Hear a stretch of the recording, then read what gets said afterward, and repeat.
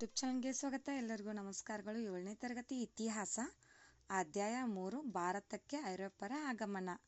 ಇತಿಹಾಸದಲ್ಲಿ ಬರುವಂಥ ಅಧ್ಯಾಯ 3 ಭಾರತಕ್ಕೆ ಐರೋಪ್ಯರ ಆಗಮನ. ಈ ಒಂದು ಪಾಠದ ಪ್ರಶ್ನೋತ್ತರಗಳ ವಿಡಿಯೋ ಇಷ್ಟವಾದಲ್ಲಿ ಪ್ಲೀಸ್ ಲೈಕ್ ಮಾಡಿ, ಸಬ್ಸ್ಕ್ರೈಬ್ ಮಾಡಿ. ಅಭ್ಯಾಸಗಳು: ಮೊದಲನೇದಾಗಿ ಈ ಕೆಳಗಿನ ಪ್ರಶ್ನೆಗಳಿಗೆ ಒಂದು ವಾಕ್ಯದಲ್ಲಿ ಉತ್ತರಿಸಿ ಅಂದಿದ್ದಾರೆ. ಭಾರತಕ್ಕೆ ವ್ಯಾಪಾರಕ್ಕಾಗಿ ಸಮುದ್ರ ಮಾರ್ಗವಾಗಿ ಮೊದಲಿಗೆ ಬಂದಿದ್ದ ಯುರೋಪಿಯನ್ನರು ಯಾರು? ಭಾರತಕ್ಕೆ ವ್ಯಾಪಾರಕ್ಕಾಗಿ ಸಮುದ್ರ ಮಾರ್ಗವಾಗಿ ಮೊದಲಿಗೆ ಬಂದಿದ್ದ ಯುರೋಪಿಯನ್ನರು ಪೋರ್ಚುಗೀಸರು. ಭಾರತಕ್ಕೆ ಜಲಮಾರ್ಗವನ್ನು ಕಂಡುಹಿಡಿದವರು ಯಾರು? ಭಾರತಕ್ಕೆ ಜಲಮಾರ್ಗವನ್ನು ಕಂಡುಹಿಡಿದವರು ವಾಸ್ಕೋ ಡಿ ಗಾಮ. ಡಚ್ಚರ ರಾಜಧಾನಿ ಯಾವುದು? ಡಚ್ಚರ ರಾಜಧಾನಿ Pulicat. British East India company ಯಾವಾಗ ಸ್ಥಾಪನೆಯಾಯಿತು?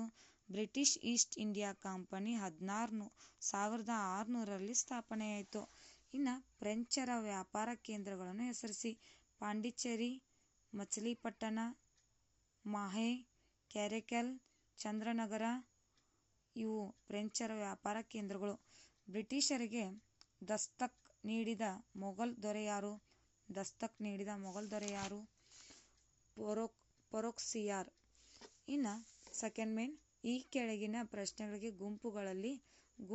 ಗುಂಪಿನಲ್ಲಿ ಚರ್ಚಿಸಿ ಉತ್ತರಿಸಿ. ಭಾರತದಲ್ಲಿ ಪೋರ್ಚುಗೀಸರ ಅವನತಿಗೆ ಕಾರಣವಾದ ಅಂಶಗಳನ್ನು ಪಟ್ಟಿ ಮಾಡಿರಿ.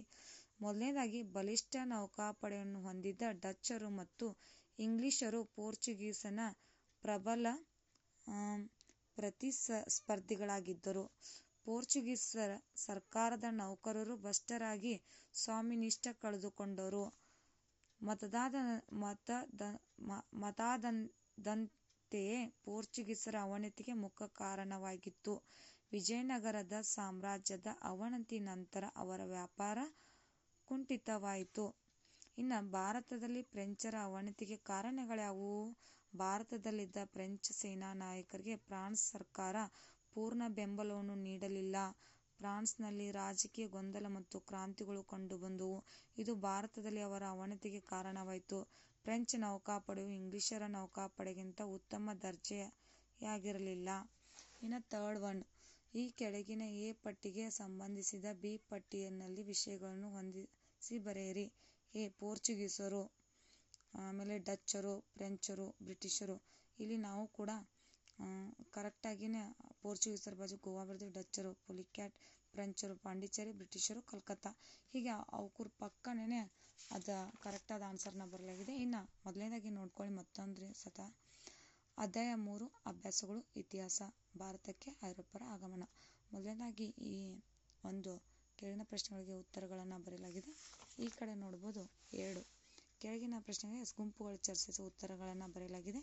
ಇನ್ನು ಕೊನೆಯದಾಗಿ ಹೊಂದಿಸಿ ಬರೆಯಿರಿ. ಇಲ್ಲಿಗೆ ಈ ಒಂದು ಪಾಠ ಮುಕ್ತಾಯಗೊಳ್ಳುತ್ತದೆ. ನಿಮಗೂ ಕೂಡ ಭಾರತಕ್ಕೆ ಐರೋಪ್ಯರ ಆಗಮನದ ಪಾಠದ ಪ್ರಶ್ನೋತ್ತರ ವಿಡಿಯೋ ಇಷ್ಟವಾದಲ್ಲಿ ಪ್ಲೀಸ್ ಲೈಕ್ ಮಾಡಿ, ಸಬ್ಸ್ಕ್ರೈಬ್ ಮಾಡಿ. Thank you.